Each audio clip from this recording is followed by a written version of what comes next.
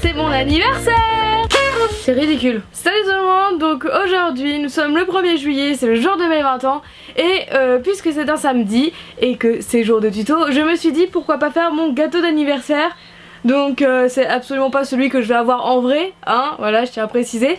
Mais voilà, mais je me suis dit pourquoi pas faire un gâteau d'anniversaire, j'en ai jamais fait. Et après vous pouvez le réadapter en fonction des situations, vous pouvez réadapter pour un mariage, pour un baptême, pour un peu toutes les occasions que vous voulez, en changeant les couleurs, la déco, etc. Enfin bref, je vais vous faire le tuto de ce gâteau, j'espère que ça va vous plaire et du coup je vous souhaite bon visionnage. Pour ce tuto, je vais utiliser du blanc, du chocolat, de la couleur merlot qui est très jolie, du vert pomme, du jaune citron, du lavande, du rose pastel en effet, du mandarine et de l'écru en prémo. Je vais aussi utiliser des emporte-pièces ronds, donc un grand et un moyen, des lames, un pinceau en bois en silicone, un dotting tool, des clous. Je vais aussi utiliser une aiguille, des cure-dents, un scalpel, une espèce de spatule en plastique, des pinces, des micro-billes argentés pour décorer et un rouleau que j'ai oublié de montrer.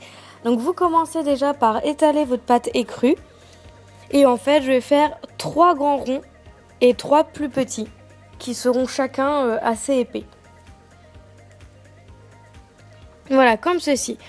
De la même manière, je vais faire 2 grands ronds chocolat et 2 petits ronds chocolat, voilà, mais eux plus fins que les écrus.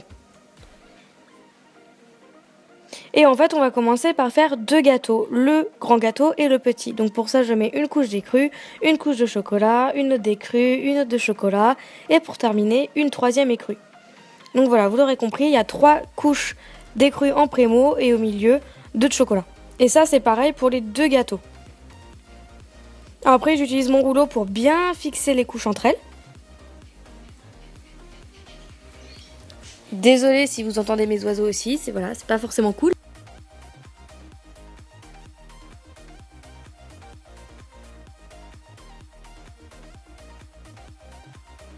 Et comme vous avez vu sur l'image, je viens faire aussi un grand cercle blanc et un plus petit blanc, voilà, pour mettre au-dessus des gâteaux.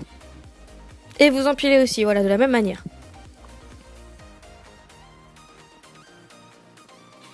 Donc voilà, vous obtenez 2 gâteaux que vous mettez à peu près 5 minutes au congélateur.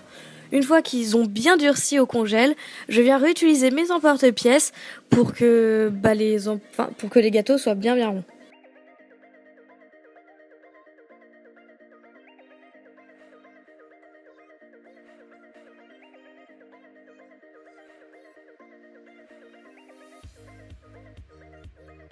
Ensuite, on vient faire le contour, donc en blanc, pareil, je viens faire un boudin blanc que je viens étaler dans sa longueur, assez fin, voilà, ça sert à rien de le faire trop épais.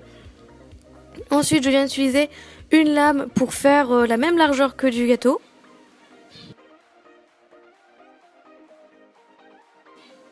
Et je viens le mettre tout autour. Donc après, évidemment, on coupe l'excédent, hein, et vous faites ça aussi pour le gros. Après, je vais utiliser une lingette pour enlever beaucoup plus facilement les marques de démarcation. Voilà, vous voyez que je viens lisser et qu'on voit plus du tout, plus rien. Ensuite, pour décorer, je vais faire un espèce de quadrillage ou un petit truc sur le gâteau plutôt sympa. Donc je vais prendre mon outil en plastique, voilà, mon espèce de spatule, et je vais faire des stries partout, tout autour du gâteau. Donc je commence par le gros, mais après vous commencez dans l'ordre que vous voulez. Voilà, et je viens faire une sorte de quadrillage plutôt sympa. Et je viens continuer les traits pour pas que ça s'arrête net en fait. Je vais pas jusqu'au centre, puisque comme vous avez vu au début, le petit gâteau va aller sur le plus grand. Voilà, et pareil, je viens faire une petite déco sur le petit gâteau.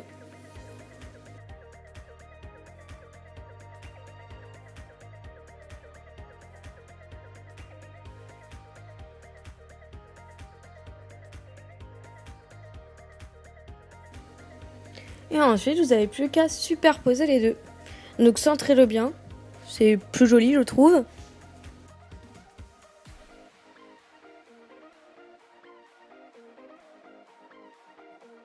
Voilà, et ensuite on va passer à la déco. Donc moi j'ai décidé de faire quelque chose d'assez fleuri. Donc je vais commencer par les feuilles en faisant un triangle entre mes doigts que je viens aplatir. Et ensuite avec ma lame je viens faire des petits marquages. Donc attention à ne pas couper, hein, n'appuyez pas trop, vous faites juste une marque.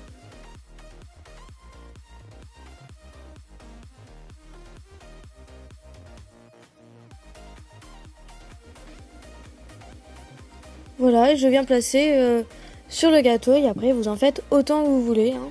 Pour le moment, moi j'ai commencé par le bas. Et ensuite je vais faire des petites roses, donc pour ça je viens faire un petit boudin rose pastel que j'aplatis au doigt, voilà, ça sert à rien de prendre le rouleau pour une aussi petite chose. Et en fait je viens rouler le boudin sur lui-même. Donc voilà, j'aime beaucoup faire des roses comme ça miniatures, par contre en gros, enfin si vous les faites plus grosses, ça fera pas forcément très joli. Après c'est mon avis personnel, après vous faites vraiment quand vous voulez. Voilà, mais bon, je suis pas très douée en fleurs, si vous avez vu ma vidéo avec Sandrine, hein.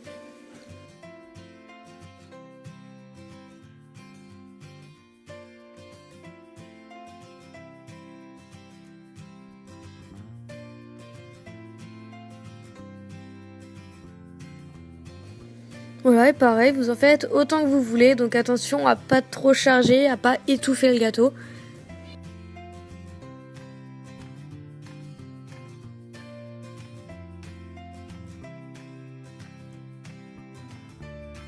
Voilà, ensuite je vais faire un deuxième style de fleurs. Donc pour ça, je vais faire 5 petites boules de même taille couleur lavande. Et je viens les disposer en rond, en cercle. Vous allez voir mieux juste après.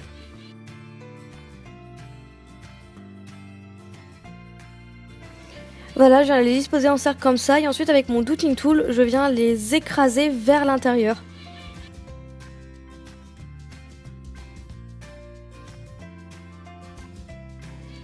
Voilà, et ça forme comme ça naturellement les pétales.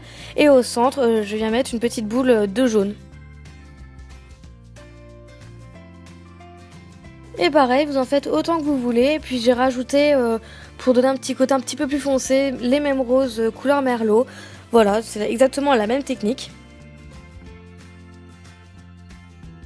Et ensuite, on va passer aux bougies. Donc pour ça, je viens prendre du blanc que j'aplatis au doigt. Donc là, par contre, il ne faut pas le faire trop fin. Voilà, et avec mon Doodling Tool, je viens faire un marquage du chiffre 2, voilà, pour faire les bougies de mes 20 ans. Voilà, je viens faire un marquage, et une fois que c'est fait, je viens découper tout le tour, j'enlève tout l'excédent, donc prenez votre temps. Hein.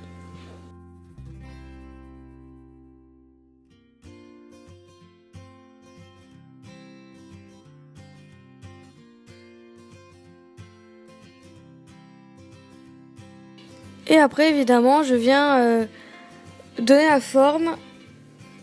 Et de la même manière, je viens faire exactement pareil pour le 0. Donc je viens faire le tracé, les marquages avec mon Doodling Tool. Et je viens couper tout autour. Et pour l'intérieur, je viens arracher la pâte un peu comme je peux. Entre Doodling Tool, cure-dent, scalpel. Avec les outils que j'ai sous la main, quoi, je vais essayer d'enlever ce qu'il y a au milieu.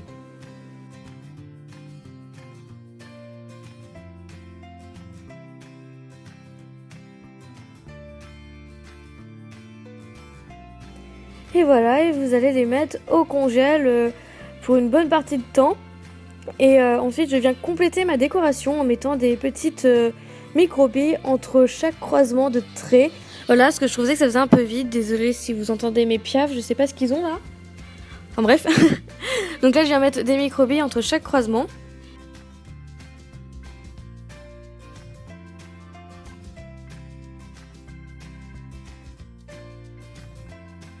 Et une fois fait, je vais couper des bouts de clous, voilà, tout petits, pour pouvoir fixer les bougies dans le gâteau. Donc en parlant de bougies, je les reprends, je viens mettre deux petits bouts, un dans le 2, un dans le 0.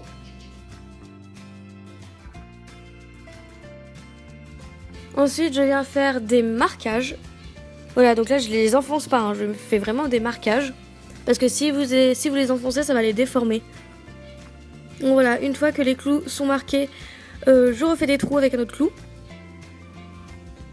En fait, ça va permettre de les emboîter. Et vous faites pareil au-dessus des chiffres. Donc ça va servir à faire la flamme après.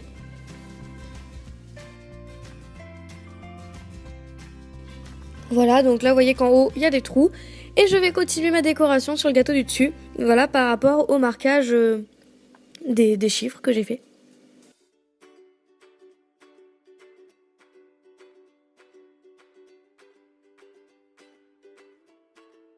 Voilà, et je refais les mêmes techniques de fleurs.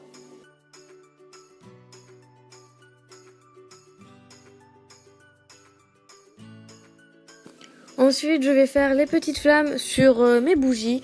Donc pour ça, je fais juste un petit cône orange. Donc au début, je voulais faire un dégradé du rouge au jaune, mais c'était trop petit, ça marchait pas, ça m'a pris la tête. Du coup, j'ai juste fait orange. Donc voilà, je suis pas forcément satisfaite de mes bougies, ou du moins des flammes. Mais bon, c'est la première fois que j'en faisais. Et j'essaierai de m'améliorer les prochaines fois. Enfin bref. Ensuite, je viens placer mes chiffres au marquage que j'ai fait.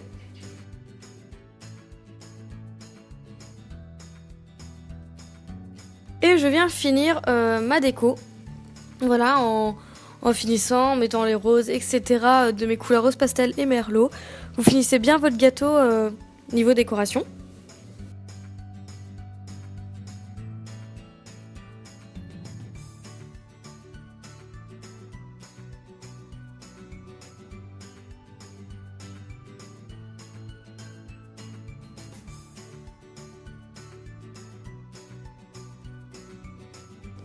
Et voilà, et vous pouvez le mettre au congélateur pendant 5-10 minutes pour bien qu'il soit refroidi. Et en fait, quand on va couper la part, donc c'est ce que je suis en train de faire là, c'est pour pas que les couleurs bavent entre elles.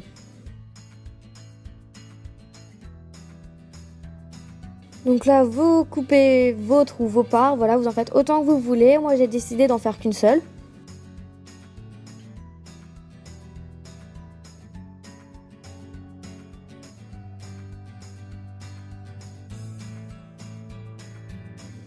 Après, vous enlevez votre part et vous voyez qu'il y a un bout de la part qui est resté à l'intérieur. Donc c'est pas grave, je récupère juste le bout, voilà, je le redécoupe bien. Et je vais le replacer sur la part.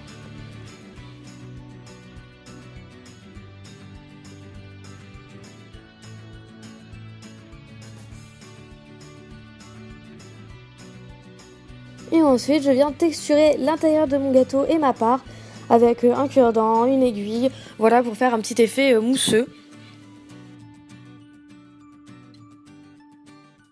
Donc après, si vous voulez l'accrocher, vous rajoutez des clous. Moi, j'ai trouvé beaucoup trop gros pour l'accrocher en quoi que ce soit. Du coup, j'ai préféré le laisser comme ça, sans clous, sans rien. Et vous n'avez plus qu'à mettre au four à 110 degrés pendant 30 minutes. Et après la cuisson, en fait, j'ai décoré mes bougies avec des Posca. Et j'ai verni, voilà, pour avoir cet effet brillant. Donc j'espère que cette vidéo vous aura plu. Merci d'avoir suivi. Désolée encore si on a entendu mes oiseaux tout le long de la vidéo, mais bon, je peux rien faire. Et sur ce, je vous souhaite bonnes vacances pour ceux qui sont en vacances. Et puis à la prochaine. Bisous!